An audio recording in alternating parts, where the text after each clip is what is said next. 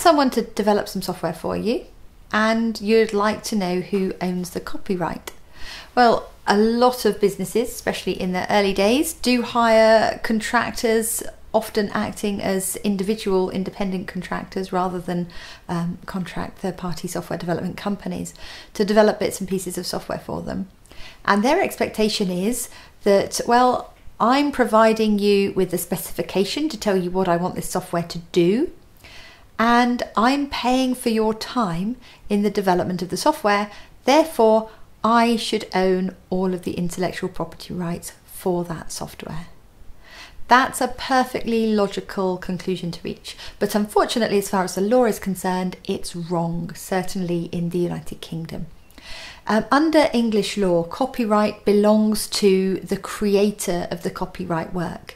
and computer software source code is protected by the law of copyright, and the creator of that source code will be the programmer, the contractor that you've brought in to write it for you. So the default position under the law is that they will own the copyright in the software that they've written for you, even though you're the one who's paid for their time in having it created and who's potentially provided them with a detailed specification saying what it's supposed to do.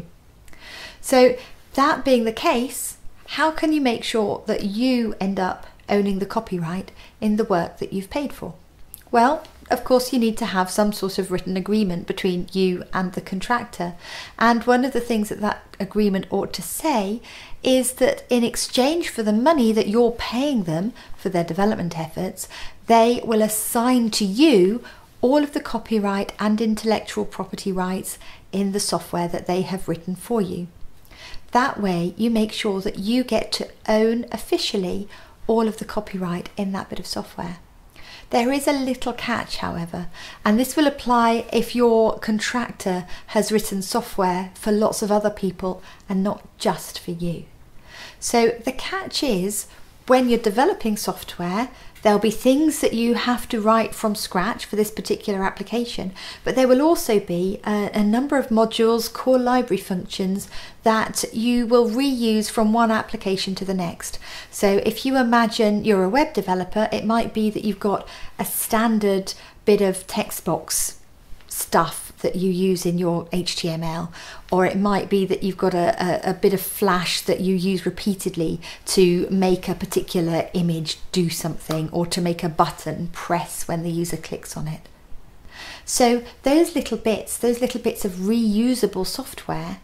won't have been created specifically for you as the new client. So of course, I mean, if your developer has never developed software for anybody else, never reuses any code, and every job they do, they start from a clean sheet of paper, you don't need to worry about this. But if you have a more experienced software developer who has their own little library of source modules that do commonly used functions, then this could potentially be a big issue, because even if they do assign to you the copyright in the bit of software that they've created specifically for you,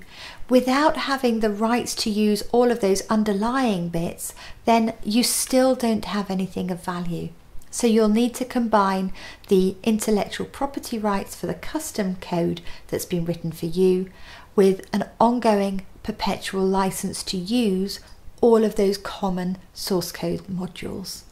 So that makes it a little bit trickier for you. You might also think, when you have a conversation with your developer, that it's in your interests not to own the copyright in the bespoke bits that they do for you, because that might slow down development of future software in the future. So if they're developing one thing for you and they would really like to be able to go away and build on that to add to it for work they're doing for other people, and then potentially feed those enhancements and developments back into the next generation of your software,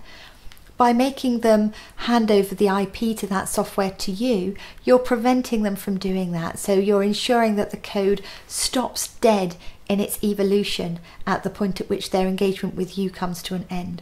So you need to have some really good solid conversations with your developer about what makes most sense, and don't get too hung up on the idea of owning that copyright. But it's important that both you and the developer are really clear about who owns what and what each of you is allowed to do with that software after the engagement has finished. That way you can use the software for what you need, and they can go on and develop their business in a way that works well for them.